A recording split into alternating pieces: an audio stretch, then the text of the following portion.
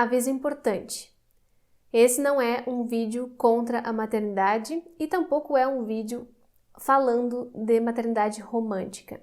É apenas uma tentativa minha de trazer para cá para o canal um pouco da reflexão sobre maternidade real nesse Dia das Mães.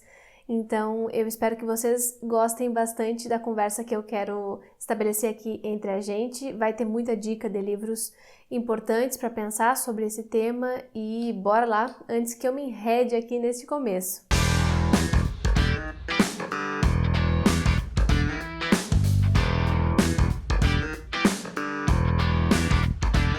Então, gente, estou gravando esse vídeo como uma tentativa de celebrar a data comercial do Dia das Mães de uma forma um pouco diferente, trazendo esse tema para cá, para o canal, porque eu sei que mesmo falando muitas vezes sobre livros que tratam da maternidade, ainda assim esse é um tabu de um modo geral para a sociedade e a gente foge às vezes desse debate porque ele traz muitas questões delicadas.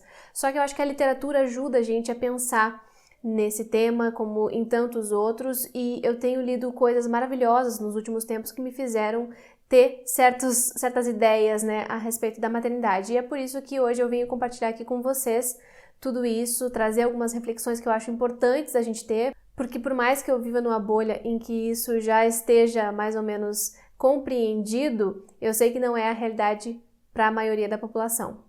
E, enfim, o canal é um espaço para a gente ter também ideias, para a gente ter outras visões colocadas na mesa para poder pensar a partir daí.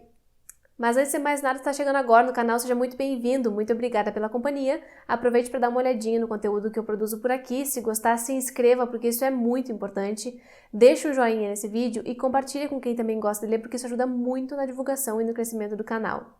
Além disso, se vocês gostam do trabalho que eu faço por aqui, dá para apoiar tudo isso a partir de um financiamento coletivo que eu abri lá no Catarse. Então vocês podem ser apoiadoras do canal, podem ter direito a várias coisas, várias recompensas legais, inclusive sprints de leitura privados comigo, e tudo isso a partir de uma assinatura de R$10, gente. Então é uma forma de incentivar o meu trabalho, de incentivar que eu continue trazendo esse tipo de vídeo e outros tantos para cá pro YouTube. Eu agradeço demais a todo mundo que já tá apoiando o canal, são pessoas maravilhosas e eu tô adorando ler junto com elas, conversar, estreitar os nossos laços.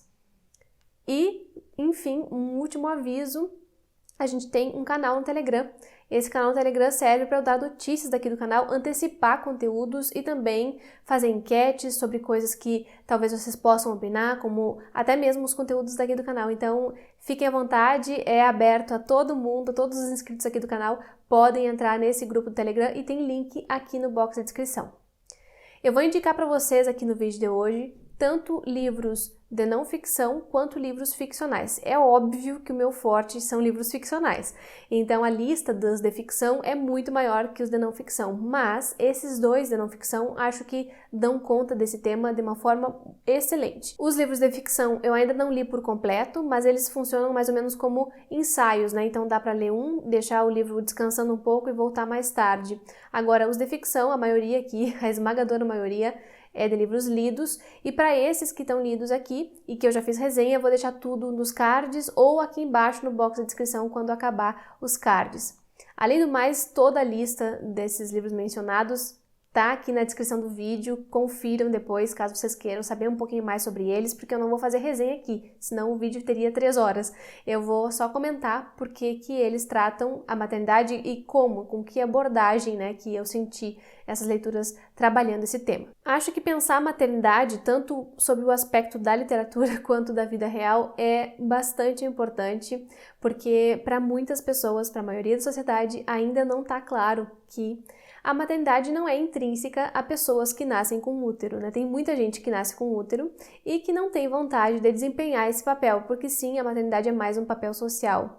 E eu tô falando essas coisas óbvias aqui nesse começo para situar também quem tá chegando agora no canal, quem não conhece muito bem o meu posicionamento ainda. Eu acredito nisso, eu acredito que nem toda mulher, ou seja, nem toda pessoa que nasceu com útero, considerando mulher pessoa com útero nesse contexto aqui, tem vontade de exercer a maternidade, nem toda mulher tem vontade de gerar uma criança e de cuidar dessa criança e tá tudo bem, porque isso não tá diretamente ligado ao fato de nascer com útero, nem toda mulher precisa passar por isso, não vai deixar de ser mulher por causa disso, a gente não tem mais essa obrigatoriedade que existia até certo tempo atrás. E também a gente precisa considerar que a maternidade foi muito romantizada nos últimos tempos, basta a gente olhar um pouquinho para a história da humanidade, inclusive até pela literatura, né? Lendo livros do século XVII, do século XVIII, a gente sabe que a maternidade não era como é hoje, encarada como essa coisa, essa dádiva em que a mulher precisa sentir, a mulher precisa passar por ela para poder entender a vida, porque senão ela não completou a vida, né? Essa ideia de uma relação perfeita entre mãe e filho, a gente já sabe, aqui na bolha em que eu vivo, a gente já sabe que não existe e que não precisa ser assim e que tá tudo bem se alguém não quiser passar por isso. Bom, e uma das pessoas que ajuda a pensar nessa questão, na parte da não ficção, é a Rebecca Solnit. A Rebecca é uma pensadora, uma teórica, uma feminista, que tem vários livros interessantes, e eu já até comentei alguns deles aqui, na verdade Os Homens Explicam Tudo Pra Mim, mas já faz bastante tempo, então talvez tenha passado batido. Agora, o que eu vou comentar aqui com vocês brevemente é A Mãe de Todas as Perguntas, reflexões sobre os novos feminismos, que é da Solnit, com tradução da Denise Botman. E eu não vou falar de todo o livro, não, porque eu não li ele por inteiro, mas eu vou comentar o primeiro artigo, na verdade é como uma introdução aqui ao livro, né, que é justamente intitulado de A Mãe de Todas as Perguntas.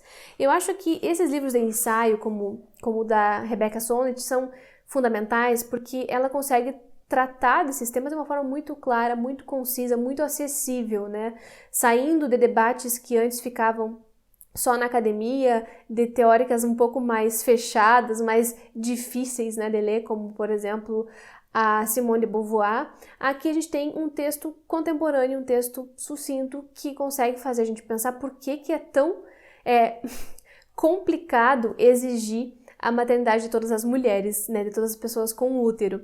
E aí, nesse ensaio que eu adorei, nesse textinho aqui, eu acho que ela consegue trazer todos os pontos mais relevantes. Eu gostaria de poder ler todo o ensaio para vocês, mas isso, né, não vai ficar viável, então eu vou ler só um trecho para que vocês tenham ideia. O que ela trabalha aqui é com o fato de que a questão sobre ter filhos, ela é sempre direcionada à mulher, né?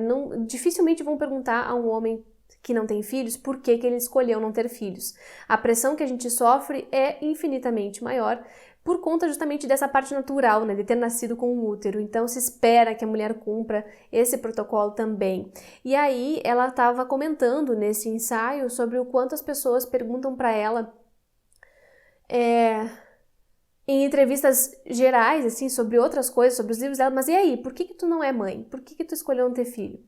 E essa talvez seja a mãe de todas as perguntas, né? Por que uma mulher não quer ser mãe quando toda a pressão social que existe é para que ela seja, né? Quando ela tem a possibilidade, afinal, o útero tá aí para gerar, para procriar, né?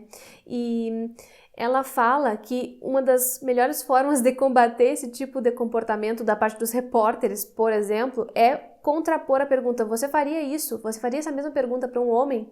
E deixar a pessoa um pouco desconcertada para que ela tenha essa reflexão, né? Para que ela consiga se dar conta de que tem alguma coisa errada, por que tem essa tara, né? Essa perseguição, essa vigilância a respeito das mulheres.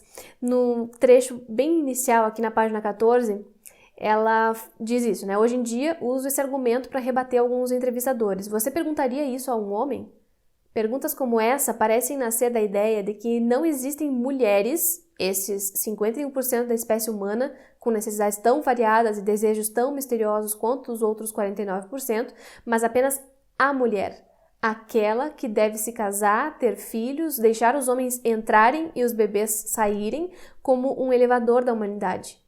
Essas questões, na essência, não são perguntas, e sim declarações que afirmam que nós, com a nossa veleidade de nos imaginar como indivíduos, definindo nosso próprio curso, estamos erradas.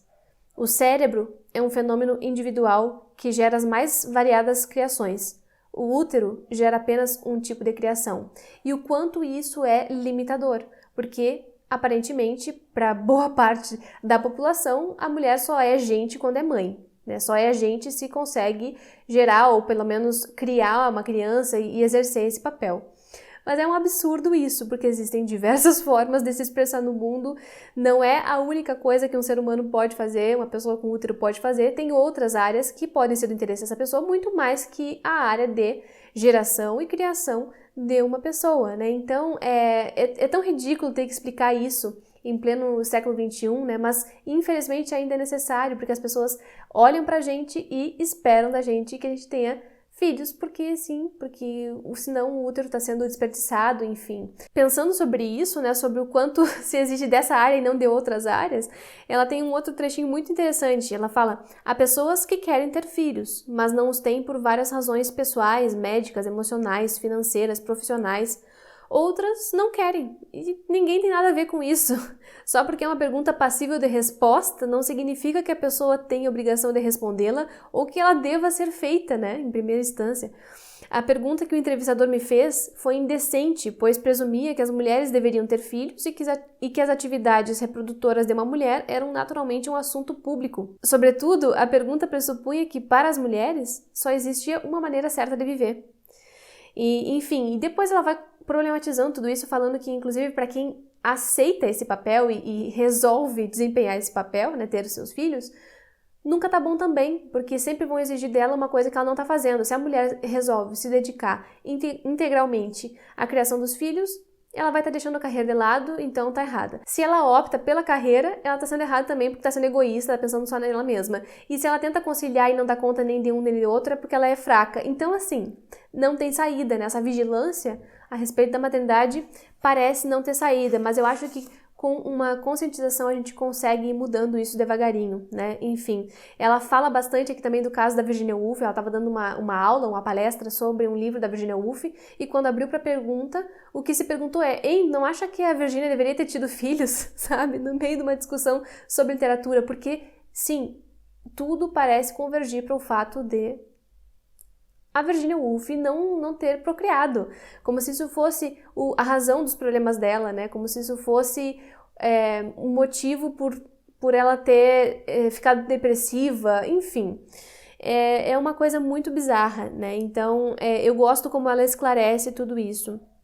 E, por fim, ela fala que a gente não precisa necessariamente colocar todo o nosso amor à humanidade na criação de um filho, por exemplo, que é o argumento que as pessoas que acham que todo mundo deve ter filho usam. Então, assim, dá pra gente exercer as nossas afetividades de uma outra forma e tá tudo bem. Já tem bastante gente procriando. Relaxem um pouco, né?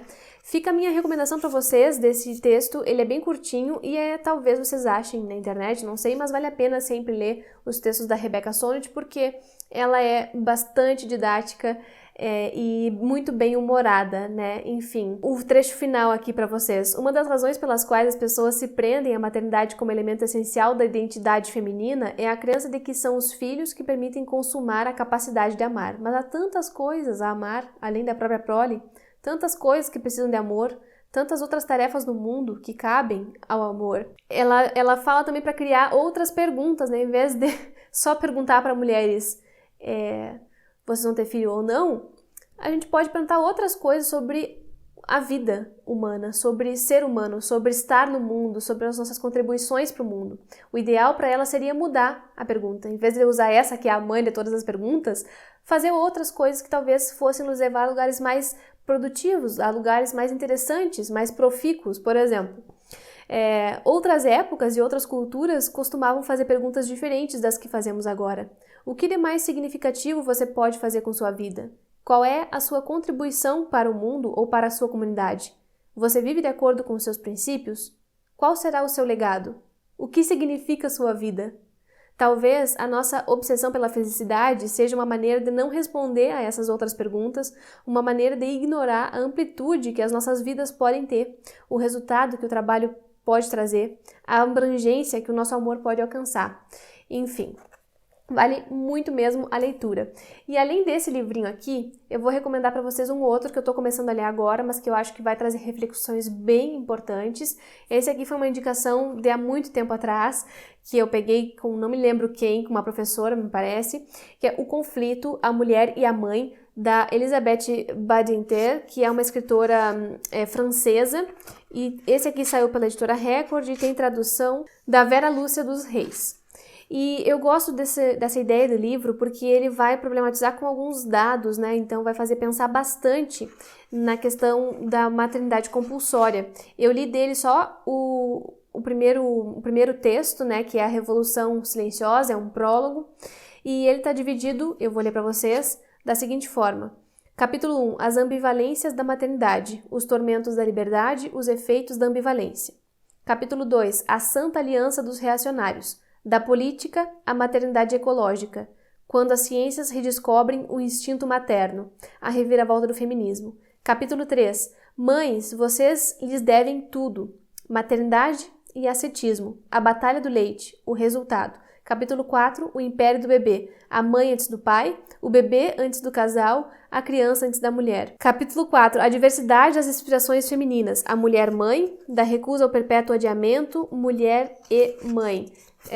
No capítulo 6, a greve dos ventres. No capítulo 7, o caso das francesas. Eu li esse prólogo, eu achei bem interessante como ela trabalhou tudo isso e ela consegue datar, né, essa maternidade romantizada aí, que, claro, não nasceu do nada, né, gente? É sempre um movimento social em resposta a alguma coisa, nesse caso, em respeito à liberdade da mulher que estava nascendo ali na década de 70, com a questão da criação dos anticoncepcionais, que as mulheres conseguiram ter um pouco mais de controle sobre o seu corpo. Logo em seguida vem algo para responder a esse movimento e, claro que vão colocar aí na maternidade, dentre outras questões econômicas envolvidas, né, esse fato para poder deixar as mulheres de volta em casa, né, colocar as mulheres de volta nesse espaço doméstico, porque as mulheres estavam muito assanhadinhas ganhando o mundo. Enfim, esse livro vira e mexe aí tá em promoção.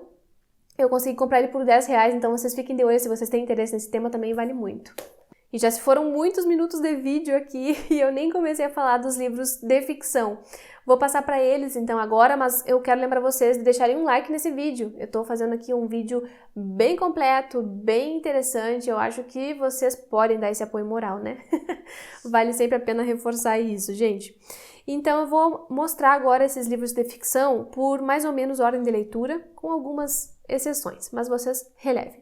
Um dos primeiros que eu li e que questionavam maternidade, que me deixou chocadíssima, foi o livro Uma Duas, da Eliane Brum. A Eliane é jornalista, uma jornalista brasileira, escritora, e, gente, nesse aqui, que é o seu primeiro livro de ficção, pelo que eu entendo, a gente tem uma relação entre mãe e filha que eu nunca tinha visto até o momento. Depois eu comecei a encontrar isso também em outras escritoras que tem por intuito manter essa transparência das relações entre mãe e filha, então acabou se tornando uma coisa um pouco mais comum para mim ver esse tipo de representação, mas eu jamais vou esquecer o choque que foi ler esse livro aqui, porque ela não vai também romantizar essa relação tão direta que existe, né, entre uma mãe e uma filha. Aqui no caso dela tem vários problemas com a mãe e ela trata isso com a honestidade que eu gosto de ver. Ela, a narradora, tá? Não tô falando da Eliane Brum.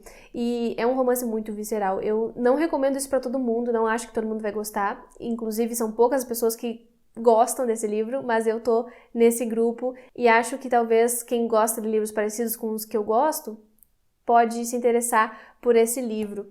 É um dos que mais comentaram quando eu perguntei lá no Instagram que livro sobre maternidade tinha marcado, né, vocês. Então fica aí esse reforço coletivo.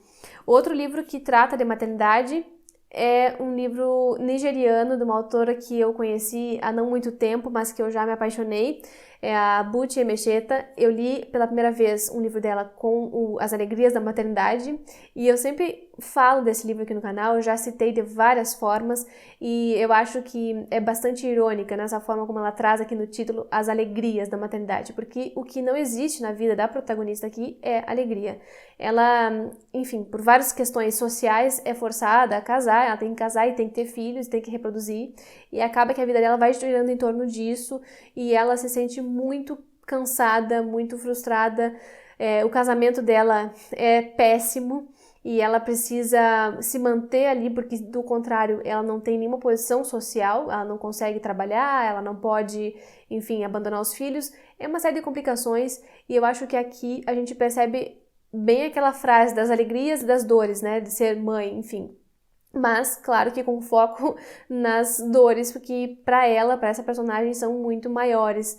Eu fiquei muito sensibilizada quando eu li esse livro da Butch e eu, a partir daí, quis ler outras coisas dela e eu acabei lendo outros livros. Não sei se eu coloquei aqui. Eu coloquei. Tá fora de ordem, mas eu coloquei.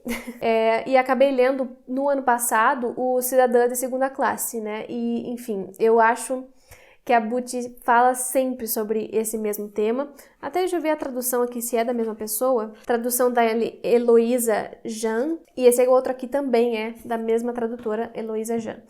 Eu gostei muito desse livro, ainda que ele não tenha se tornado um favorito como As Alegrias da Maternidade. Eu acho que aqui o foco é um pouquinho diferente. Tem a questão da imigração, claro. É uma personagem que vai sair da Nigéria e vai para a Inglaterra e vai sofrer lá também com racismo.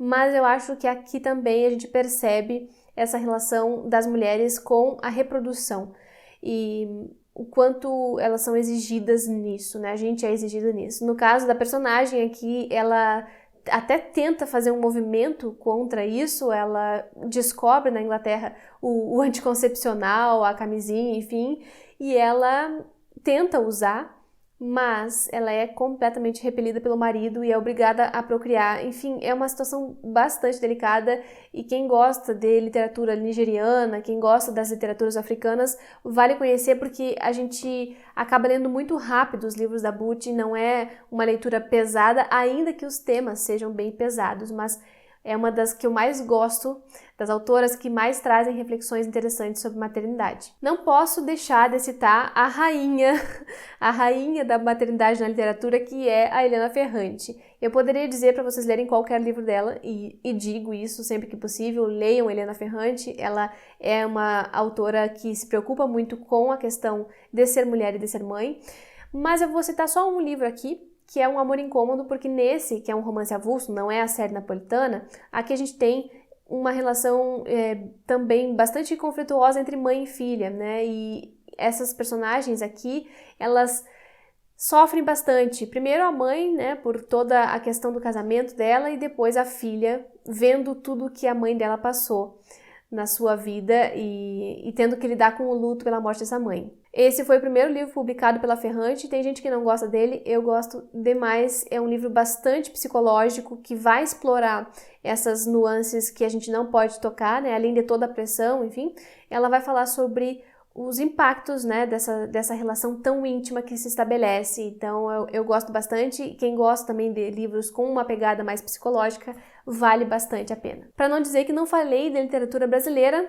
agora vem uma seção aqui das autoras que eu acho que fazem isso brilhantemente. Uma delas é a Carola Saavedra, com Armas Sonolentas.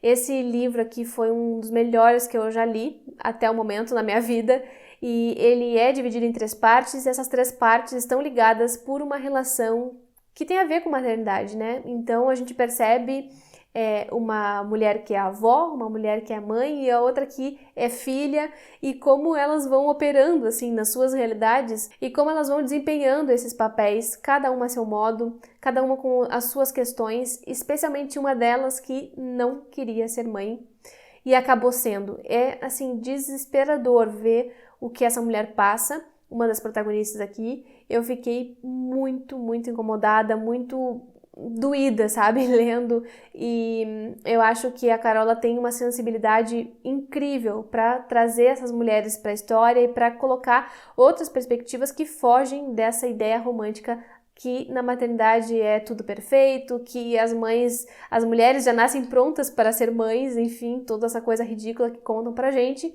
E, enfim, é um livro muito emocionante, é uma das melhores coisas que a literatura brasileira já fez, com certeza. Eu acho que a Carola é, assim, das escritoras que todo mundo deveria conhecer. Outra escritora brasileira que trata muito sobre isso é a Giovanna Madalosso, e eu já fiz um vídeo só sobre os livros dela aqui no canal, vou deixar para vocês conferirem. A Giovanna é maravilhosa e ela estreou na literatura publicando esse livro aqui, A Teta Racional, que é um livro de contos. E aqui tem vários contos que vão tratar da maternidade, embora não seja o tema geral dos contos todos, mas tem um, especialmente, A Teta Racional, que eu acho que vale muito a leitura.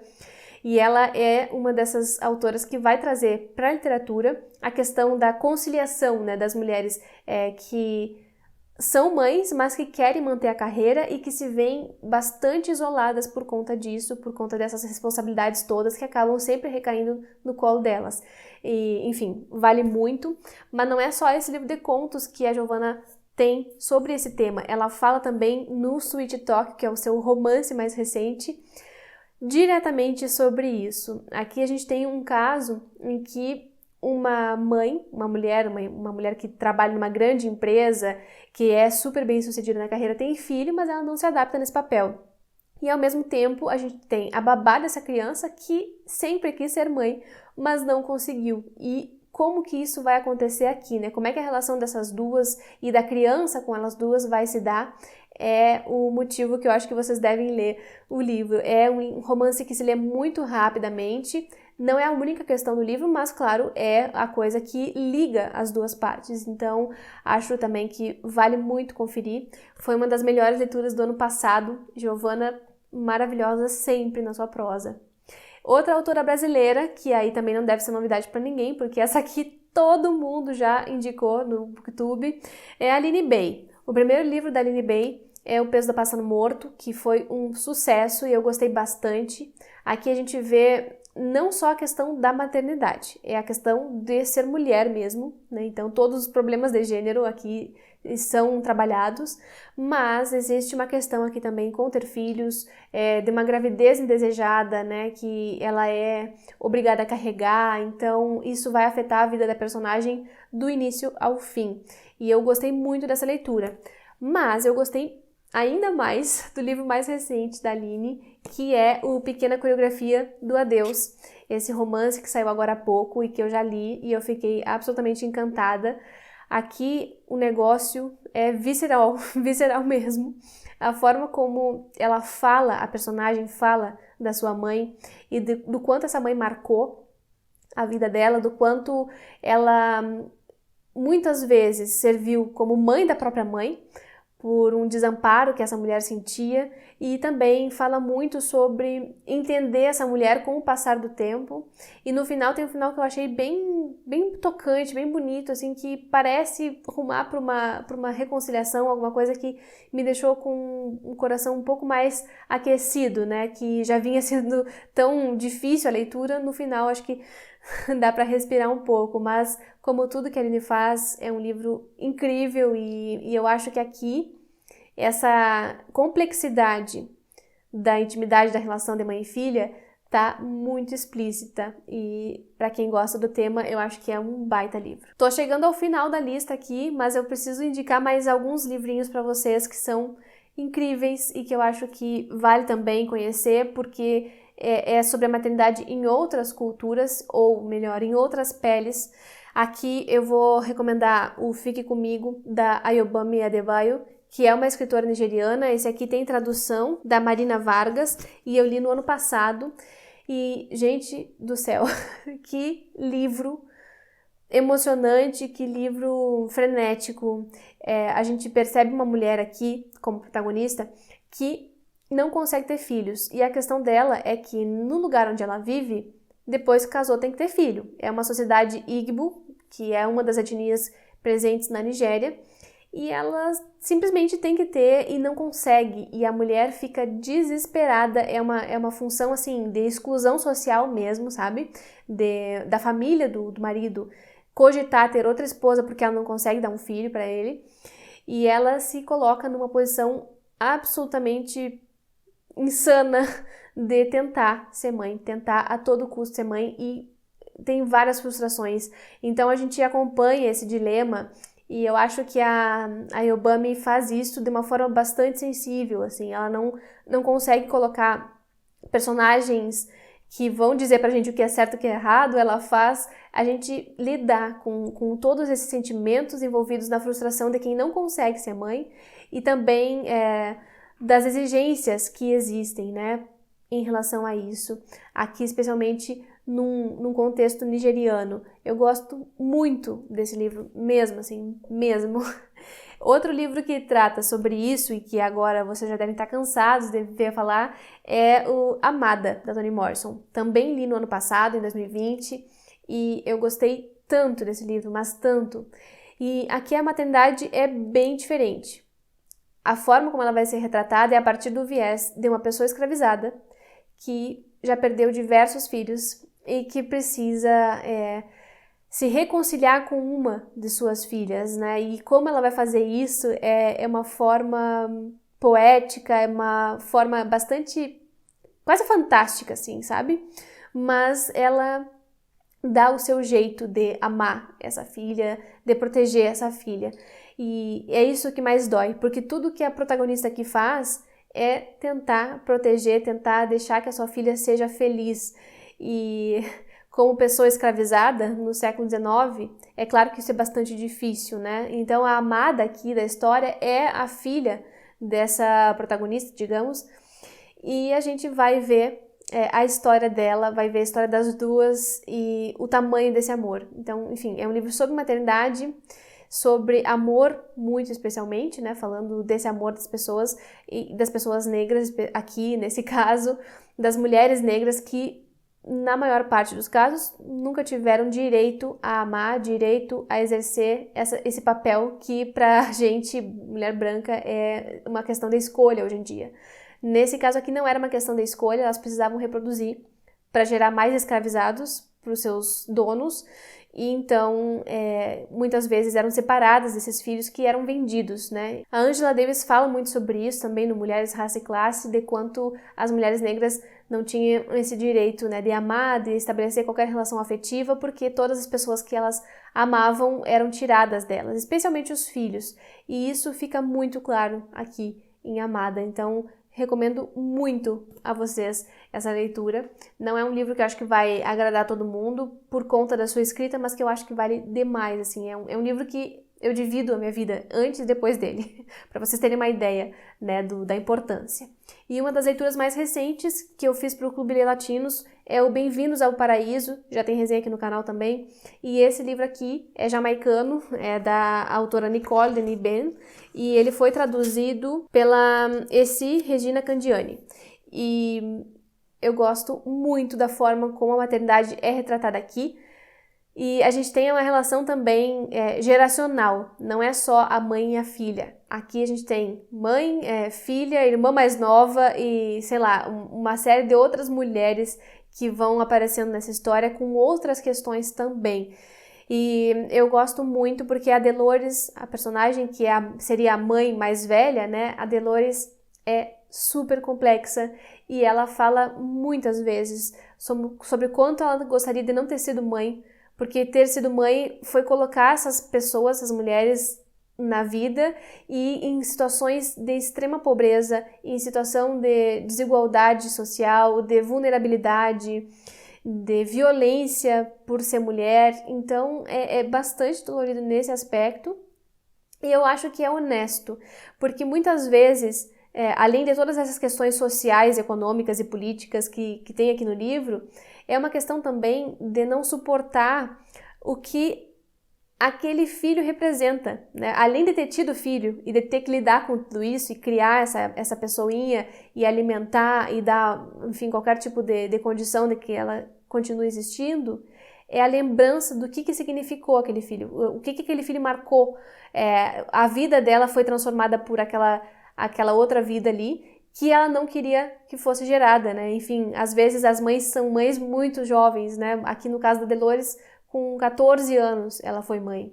E era só uma menina, assim. Então, é bastante dolorido e é bastante honesto. Eu gosto de indicar essas leituras não para fazer ninguém sofrer, mas para fazer a gente pensar nessas coisas que são inerentes ao fato da gente nascer com um útero e que eu acho que não deveria ser, né? Que a gente poderia viver de uma forma mais harmônica, mais de acordo com as vontades, se não houvesse uma pressão tão grande para que as mulheres procriassem. Enfim, esse é um baita livro que vai tratar isso de uma forma bastante complexa mas ele tem uma linguagem muito fluida, então dá uma contrabalanceada no tema, sabe? É um tema difícil, mas tratado escrito de forma leve, e isso faz com que a gente vá lendo sem parar. É isso, gente, só esses livrinhos hoje pra vocês. Eu espero que vocês tenham gostado desse vídeo, que tá longo, eu sei, mas hoje é domingo e dá pra vocês assistirem de uma forma tranquila. Espero que tenham aproveitado essas dicas e quero que vocês comentem aqui embaixo se vocês já leram alguns desses, ou se vocês têm outros para indicar aqui também para mim e para quem vai ler os comentários. Deixem a listinha de vocês sobre livros que tratam da maternidade real. Eu acho que a gente precisa muito dessas representações mais honestas sobre papel de gênero. Vou ficando por aqui, muito obrigada pela companhia até o final do vídeo e a gente se vê no próximo. Feliz Dia das Mães para quem é mãe e gosta desse papel!